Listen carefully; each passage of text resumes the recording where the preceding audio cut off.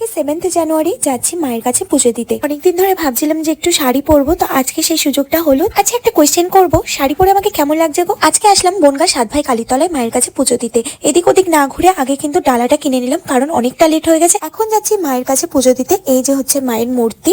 আমরা খুব শান্তি প্রিয় ভাবে, খুব ভালোভাবে পুজোটা দিতে পেরেছি। আলাদা একটা ভিআইপি লাইন ছিল, সেখান থেকে আমরা ঢুকেছিলাম বলেই কিন্তু খুব তাড়াতাড়ি শান্তিভাবে পুজোটা দেওয়া হয়ে গেছে। পাশেই ছিল ধূপকাঠি মোমবাতি জ্বালানোর জায়গা, এখানে এসে কিন্তু মন ভরে আরতি করে নিলাম। পাশেই ছিল এক দাদার বাড়ি, সেই দাদার বাড়ি কিন্তু আজকে আমাদের সবার দুপুরে ইনভাইট ছিল। পুজো দিয়ে এসে কিন্তু দাদার বাড়ি খাওয়া দাওয়া করলাম। দেন শাড়িটা চেঞ্জ করে সবাই মিলে বিকেলবেলা বেরিয়ে পড়লাম কিন্তু ঘুরতে। আমি কিন্তু উঠলাম নৌকাতে। শীতকালে বিকেলবেলা নৌকাতে উঠতে কিন্তু বেশ দারুণ লাগে। এখন নৌকায় করে যাচ্ছি ওই পারে কিন্তু মেলা হচ্ছে। চলে এসেছি এই পারে এই মায়ের মন্দিরটাই কিন্তু আসল মায়ের মন্দির। আর এইখানে কিন্তু 5 ভাইয়ের 5টা খুঁড়ি রাখা আছে। ব্রিজ ক্রস করে কিন্তু আবার এই পারে চলে আসলাম মেলা দেখতে। রাত্রেবেলা দেখো মন্দিরটা কত সুন্দর লাগছে। আর জানো, আজকের দিনটা কিন্তু আমার কাছে খুবই স্পেশাল। এখন যাচ্ছি বাড়ির দিকে। ব্লগটা কেমন লাগলো জানিও।